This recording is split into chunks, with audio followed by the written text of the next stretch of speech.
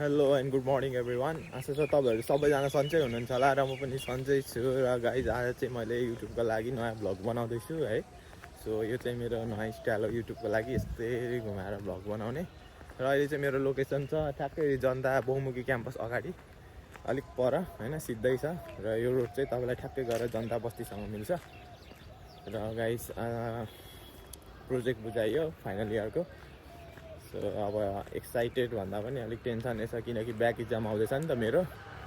र तपाईँहरूलाई यसरी भिडियो बनाउन गाह्रो लाग्छ भने गाह्रो नमान्नुहोस्, किनकि nobody cares, nobody gives a fuck about you. So do what you love होइन। तपाईँ आफूलाई जे मन लाग्छ त्यही गर्नुहोस्, मान्छेहरूले के भन्छ भने केही नसोच्नुहोस्। यसरी म जस्तै चिल मुडमा है।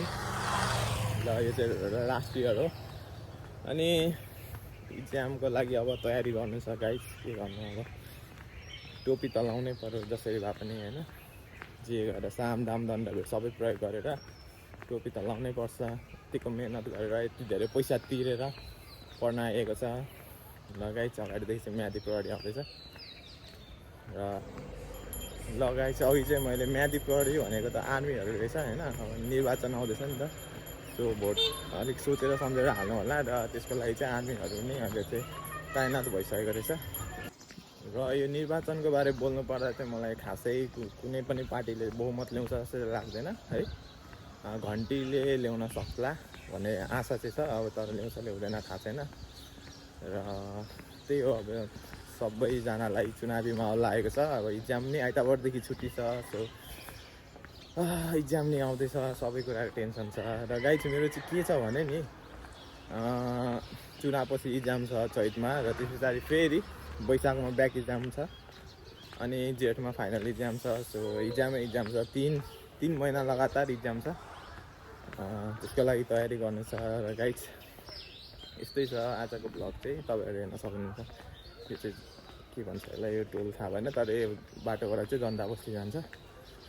Welcome back guys. र अहिले चाहिँ म कहाँ छु भने जनता बस्तीमा छु। अघि भन्दै थिएँ नि, यही हो जनता बस्ती चाहिँ। सो यहाँ अब चाहिँ काममा जाने हो मस्तसँगले, अनि त्यस पछाडि पसल गएर आफ्नो काम गर्ने हो। म चाहिँ अब पसलमा धेरै दिन बस्दिनँ होला, लगभग अब यही कहिले फागुन अन्तिमसम्म हुन्छु। र चैतदेखि चाहिँ म काम छोडिदिन्छु। र त्यस पछाडि पढाइमा ध्यान दिने हो र इक्जाम दिने हो। लगातार 3 महिना ब्याक इक्जाम छ, 2 महिना, 1 महिना चाहिँ पुरै हाम्रो 4th इयरको इक्जाम हुन्छ। र त्यस पछाडि इन्जोय गर्ने हो लाइफलाई है। सो आजको लागि चाहिँ यति नै।